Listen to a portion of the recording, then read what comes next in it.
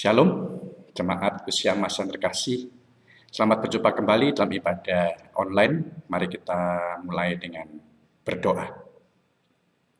Allah Bapa kami yang surga, sungguh Tuhan kami ucap syukur dan terima kasih atas kesempatan yang Kau berikan kepada kami untuk kembali kami boleh beribadah dalam usia emas ini walaupun secara online. Kami mohon Tuhan, Kau mau urapi persiapan hamba-Mu ini yang penuh kekurangan sehingga kami boleh melayani Engkau dan boleh menjadi berkat bagi jemaat yang mendengarkan dari manapun mereka berada. Terima kasih Tuhan, kami akan mulai acara kami ini dalam nama Tuhan Yesus Kristus. Amin. Puji Tuhan, Ibu Bapak yang dikasihi oleh Tuhan Yesus Kristus, kita berterima kasih kepada Tuhan atas pemeliharaannya sampai saat ini, ya. Karena apa? Karena barusan pemerintah sudah mengumumkan bahwa status pandemi COVID di Indonesia sudah dicabut dan menjadi endemi. Artinya apa? Ketahanan masyarakat terhadap COVID ini sudah meningkat. Namun perlu diingat bagi yang komorbid maupun yang rentan terhadap COVID itu harus tetap waspada karena COVID itu masih ada, ya tidak lenyap. Tapi sebagai umat Tuhan yang beriman, kita tidak perlu takut, ya karena apa? Karena penghiburan dari firman Tuhan selalu menguatkan kita. Pemeliharaan Tuhan tidak pernah meninggalkan kita semua. Tema yang akan kita pelajari pada hari ini adalah menikmati penderitaan. Wah, yang benar aja. Ada penderitaan itu justru harus dihindari dan cegah. Masakan kita mau menikmati, ya. Ternyata ada berkat di dalam penderitaan itu, ada berkat yang tersembunyi yang dapat kita nikmati, ya. Oleh karena itu, malah kita akan membaca dari 2 Korintus pasal 11, 12 ayat yang pertama sampai dengan yang ke-10 ya. 2 Korintus pasal 12 ayat pertama sampai dengan 10. Demikian firman Tuhan. Ini kita bacanya dari bahasa Indonesia masa kini ya. Dan semua terjemahan yang saya ambil pada pembacaan kali ini semuanya dari bahasa Indonesia masa kini. 2 Korintus 12 ayat 1 sampai dengan 10, demikian firman Tuhan.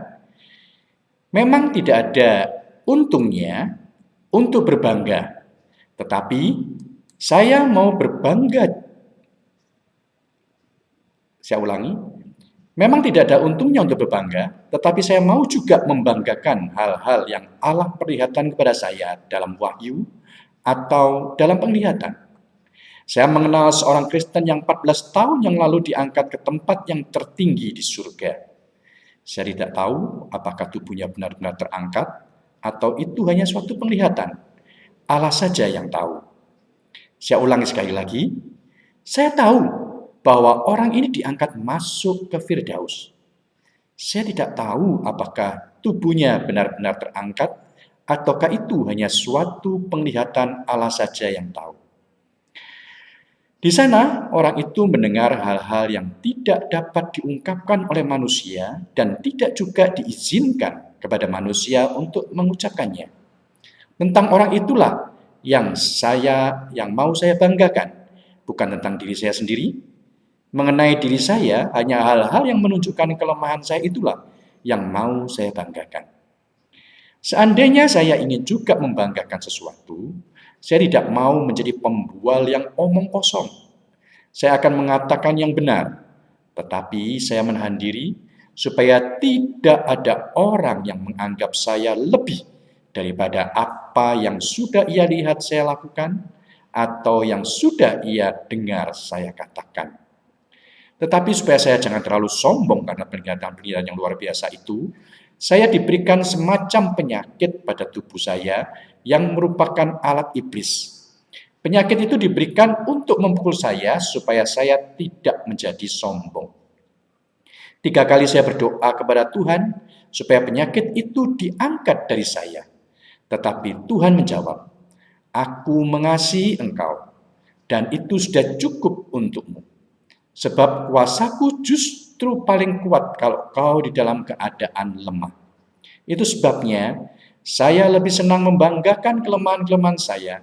Sebab apabila saya lemah, maka justru pada waktu itulah saya merasakan Kristus melindungi saya dengan kekuatannya. Jadi saya gembira dengan kelemahan-kelemahan saya.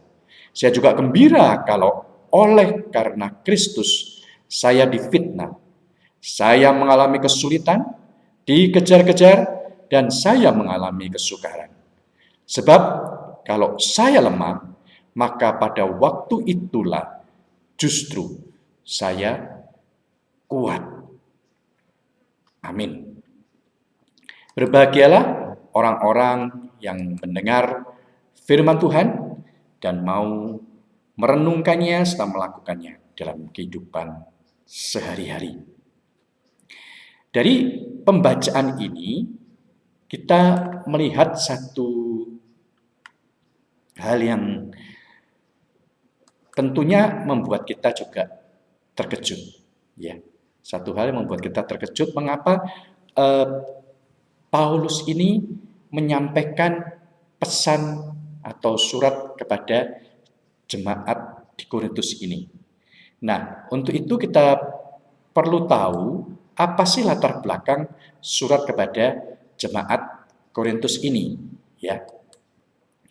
Nah, Paulus menulis surat kiriman kepada jemaat Korintus ini kepada orang percaya di seluruh Akaya, ya, setelah dia mendirikan jemaat Korintus selama perjalanan misinya yang kedua. Paulus dan jemaat itu sering berhubungan, ya, karena ada masalah dalam jemaat. Nah, setelah beberapa kali berhubungan dan menyurat yang awal di antara Paulus dan jemaat itu, ya, kalau kita baca 1 Korintus 1 ayat 11, 1 Korintus 5 ayat 9, 1 Korintus 7 ayat pertama, di sana kita melihat bahwa Rasul Paulus menulis surat Korintus kepada Efesus ini sekitar awal tahun 55-56 setelah Masehi, ya. Nah, setelah kunjungan ini, ada laporan disampaikan kepada Paulus di Efesus bahwa para penentang di Korintus itu masih menyerang pribadi dari Paulus tersebut. Menyerang wewenang rasulinya dengan harapan agar mereka dapat membujuk sebagian jemaat itu untuk menolak Paulus. Nah, sebagai tanggapan terhadap laporan ini, Paulus menulis surat lagi yaitu 2 Korintus dari Makedonia itu pada akhir tahun 55 atau 56 Masehi, ya. Segera sudah itu Paulus mengadakan perjalanan ke Korintus lagi. Itu kalau kita baca dalam 2 Korintus 13 ayat pertama, ya. Dan tinggal di situ kurang lebih selama 3 bulan, ya. Nah, kalau kita melihat, ya, apa sih ciri-ciri surat Paulus ini kepada jemaat Korintus, ya, yang kedua, ya, 2 Korintus ini, apa sih ciri-cirinya surat ini? Ciri utama ini, ciri-ciri yang menandai dari surat 2 Korintus ini merupakan satu surat yang menceritakan atau memberitahukan riwayat hidup paling banyak, ya. Jadi paling banyak porsinya itu di riwayat hidup Paulus itu di 2 Korintus ini. Ya, banyak petunjuk mengenai dirinya. Ya, dibuat dengan rendah hati, bahkan dia minta maaf, bahkan dengan malu juga dia katakan, ya. Tetapi terpaksa dia ungkapkan itu karena apa? Ada satu situasi di Korintus yang harus dia sampaikan. Ya, oleh karena itu dalam perikop yang kita baca tadi, kita melihat satu nuansa di situ yang menunjukkan Paulus ini adalah seorang rasul yang rendah hati. Walaupun dia mengalami pengalaman-pengalaman supranatural, ya, dia mengatakan, bukan dia orang itu. Saya kenal seorang Kristen, itu di ayat 2 dikatakan. Paulus tidak membangga-banggakan pengalaman yang luar biasa sampai dia diangkat di Firdaus, ya, ke Firdaus pada ayat yang keempat. Tapi sebaliknya, dia itu membangga-banggakan kelemahannya, ya. Kalau kita melihat di sini, ya, pada ayat yang kelima dikatakan, Tentang orang itulah yang mau saya banggakan, bukan tentang diri saya sendiri. Mengenai diri saya, hanya hal-hal yang menunjukkan kelemahan saya itulah yang mau saya banggakan. Bahkan dia mengakui adanya satu kesombongan, sehingga dia mengalami satu sakit yang tidak disembuhkan. Itu kalau kita baca dalam ayat yang ke-7. Ya. Ada penafsir yang mengatakan sakit yang tidak bisa disembuhkan ini apa? Itu adalah sakit mata, ya, yang mempengaruhi dia sampai dia hampir buta, dikatakan, ya. Bahkan Tuhan sendiri, ya, dikatakan meneguhkan Paulus di ayat yang ke-9, kalau kita lihat, ya, di ayat yang 9a itu kita bisa lihat di situ bahwa Paulus, Tuhan Yesus menjawab daripada doa Paulus yang dikatakan pada ayat 9a, tetapi Tuhan menjawab, "Aku mengasihi engkau, dan itu sudah cukup untukmu. Sebab kuasaku justru paling kuat kalau kau dalam keadaan lemah." Dan kita melihat di situ bahwa Paulus menerima apa yang dikatakan oleh Tuhan Yesus ini dengan sukacita, ya. Oleh karena itu kalau kita lihat pada ayat yang ke-9b, di situ kita bisa membaca, ya. Itu sebabnya saya lebih senang membanggakan kelemahan-kelemahan saya. Sebab apabila saya lemah, maka justru pada waktu itulah saya merasakan Kristus melindungi saya dengan kekuatannya. Ya. Bahkan kalau kita mau lihat pada ayat yang ke-10, itu dilanjutkan oleh Paulus, dikatakan, "Jadi saya gembira dengan kelemahan-kelemahan saya.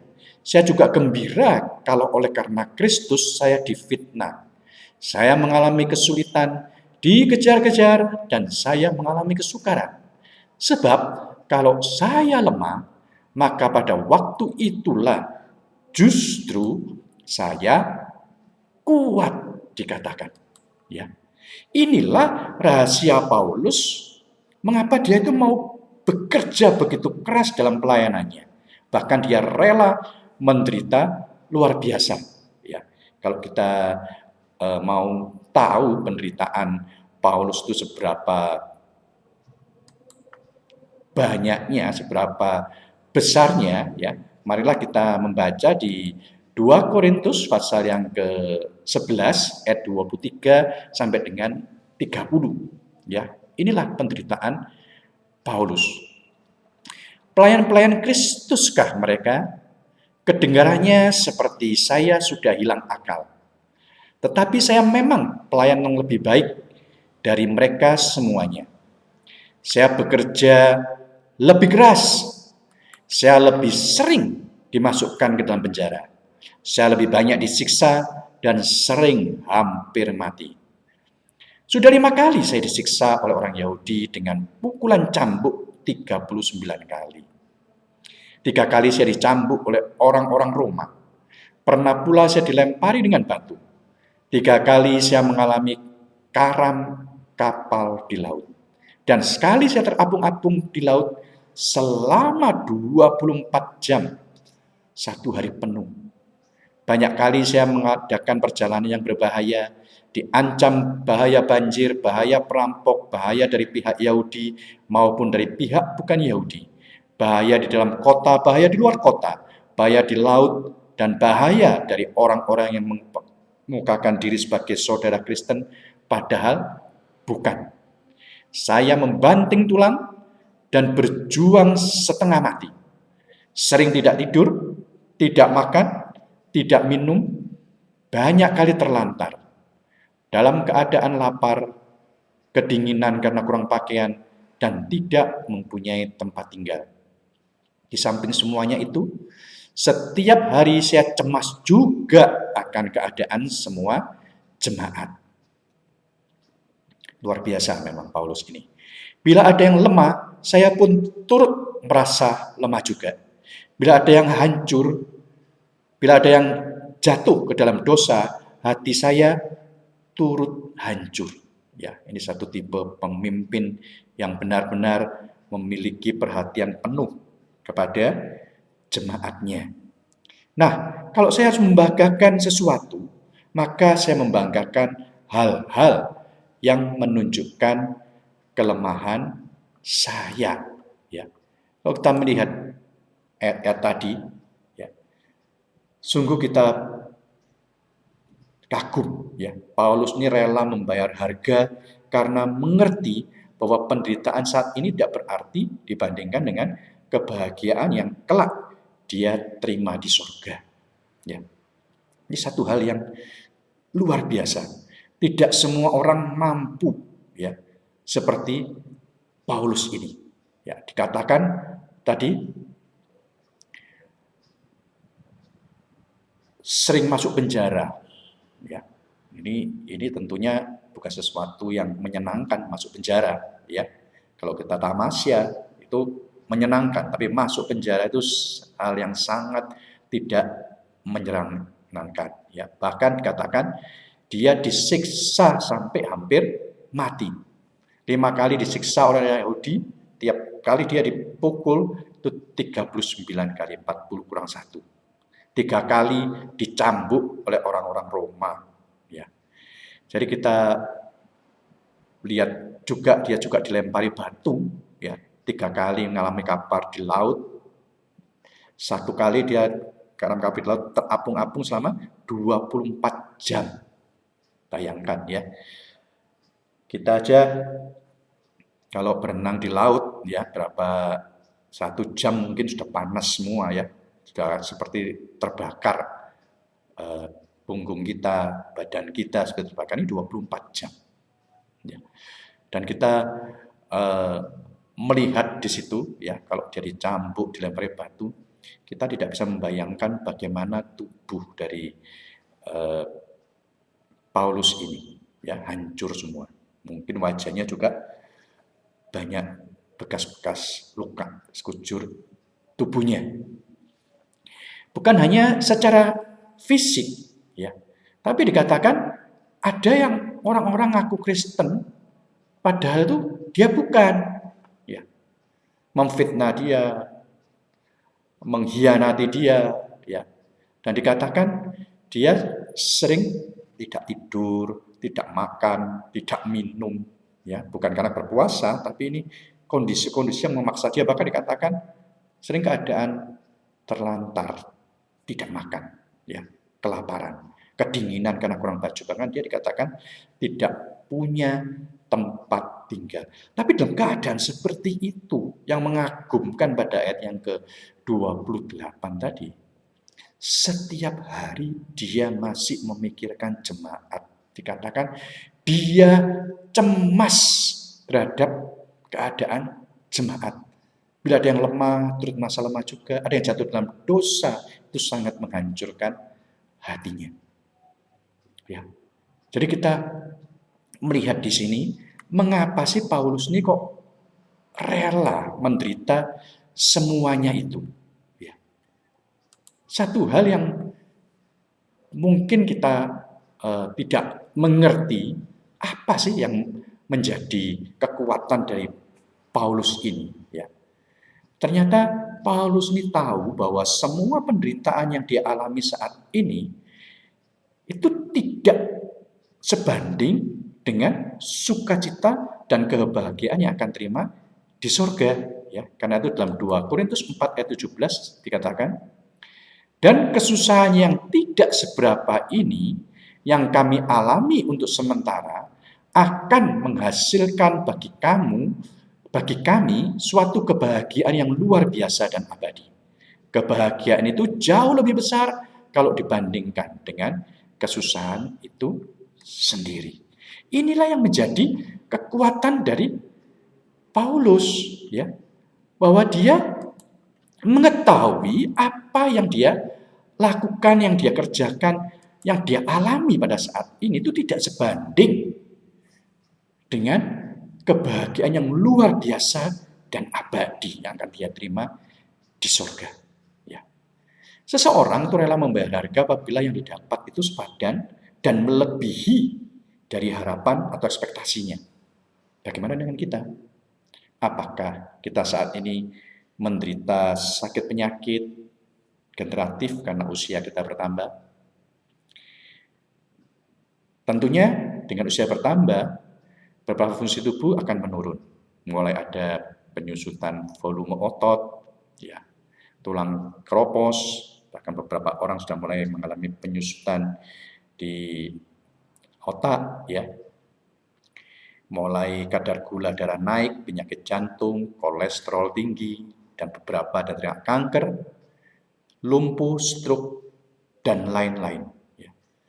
Juga sudah ada yang pensiun, tapi tanpa pesangon, tanpa uang pensiun, sehingga harus banting tulang memenuhi kehidupan hidup yang makin meningkat. Kenapa makin meningkat? Usia emas itu mulai perlu vitamin, perlu obat-obatan, ya. Belum lagi kalau mempunyai anak yang masih belum bisa mandiri, ya, bersama cucu. Nah, itu pengeluaran akan makin bertambah sedangkan pemasukan makin kecil.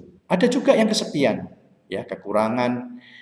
Karena apa? Pasangannya sudah meninggal, anak-anak sudah punya rumah sendiri, ya, sehingga dia tinggal sendiri. Dan kita melihat bahwa di dunia ini memang penuh dengan penderitaan. Sekarang apa kunci? Ya, sehingga kita itu bisa menikmati penderitaan. Ya. Seperti Paulus, marilah kita memiliki satu pandangan yang benar mengenai tujuan hidup di dunia ini. Ya. Yang pertama, jangan membangga-banggakan pencapaian prestasi kita. Ya. Karena itu akan membawa kita terjebak kesombongan. Tapi banggakan kuasa Tuhan yang memampukan dan menguatkan kita menghadapi segala musim kehidupan kita. Itu akan membuat kita selalu bersyukur, tidak bersungut-sungut. Ya, yang kedua, apa yang bisa kita teladani dari Paulus? Melayani Tuhan sesuai dengan kemampuan yang Tuhan berikan kepada kita dengan sekuat tenaga, berani bayar harga, baik pengorbanan waktu, tenaga, keuangan, perasaan, bahkan rela menyerahkan nyawa untuk Tuhan. Ya, ini akan membuat kita selalu bersemangat dan antusias dalam pelayanan. Yang ketiga, kita lihat di situ, ya. Tunduk kepada kehendak Tuhan. Bukan memaksakan kehendak kepada Tuhan. Itu bisa kita lihat pada ayat 8. Dia sudah berdoa 3 kali minta penyakit itu diangkat, tapi tidak. Apa yang dia kerjakan? Bergembira. Dia berserah kepada Tuhan.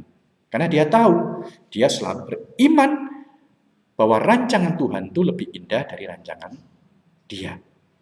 Dan yang keempat dikatakan, semua penderitaan di dunia ini itu selalu ada batas waktunya. Tetapi ada hadiah kegembiraan yang kekal dan abadi. Inilah yang membuat kita akan selalu memiliki satu semangat, satu pengharapan dalam kekekalan. Sehingga kita sanggup, kita bisa menikmati penderitaan tersebut. Kita seringkali menderita di dunia ini karena apa? Seringkali kita tidak tahu caranya mengatasi penderitaan itu, caranya menikmati penderitaan itu. Kadang-kadang kita melihat sesuatu yang rumit, ya, kita tidak percaya bahwa hal-hal itu bisa kita atasi. Kenapa? Karena kita tidak tahu caranya. Coba kita lihat, ya, video 据 berikut 说 ini. 这是曹操送给儿子曹丕的玩具，名为困鼠踢环。玩法是取下这根红绳，不能用剪刀，也不能用牙咬。曹丕苦解3天未果，最终还是求教了司马懿后才得以解开。你知道如何解开它吗？下面掌声有请我来正确解一遍。首先把这根绳子从第1环掏出，套到前方所有环上拉紧，接着从第4环里掏出，绕过第5环拉紧，然后再从第3、4环中掏出，绕到第5环拉紧，接着绕过4、5环拉紧，再从第2、3环掏出，绕第5环拉紧，再从第4环掏出，绕过第5环拉紧，再从第4环掏出，绕到第5环拉紧，继续绕过4、5环拉紧。现在绳子就跑到第2根立柱上了。下面2环掏出，绕第5环拉紧，4环掏出，绕5环拉紧，3、4环中间掏出，绕5环拉紧，4、5环绕出拉紧。现在已经到达第3根立柱，继续3环掏出，绕5环拉紧，4环掏出，绕5环拉紧。已经到达第4根立柱了，再坚持一下，4环掏出，绕5环拉紧。好了，这样很轻松的就把绳子取下来了。此处可以给点掌声吗？ Luar biasa bukan kalau kita tahu caranya, ya. Semuanya itu sebetulnya ada jalan keluarnya yang sudah Tuhan sediakan. Hanya kita tidak tahu. Kadang-kadang itu kita tidak sabar, ya. Ketika kita menderita, seringnya kita mau jalan pintas. Tapi sekali lagi kita harus ingat, ya, pada prinsip dari Paulus ini, ya, janganlah kita lupa bahwa ada satu penghargaan, satu pahala yang akan Tuhan berikan ketika kita melewati semua itu dengan baik, ya. Coba kita baca tadi 2 Korintus 4:17, sama-sama kita baca, ya.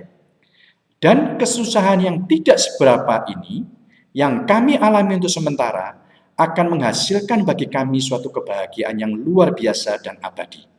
Kebahagiaan itu jauh lebih besar kalau dibandingkan dengan kesusahan itu sendiri. Amin. Selamat menikmati penderitaan dengan pengertian yang baru sesuai dengan firman Tuhan. Amin. Tuhan memberkati kita semua. Mari kita berdoa.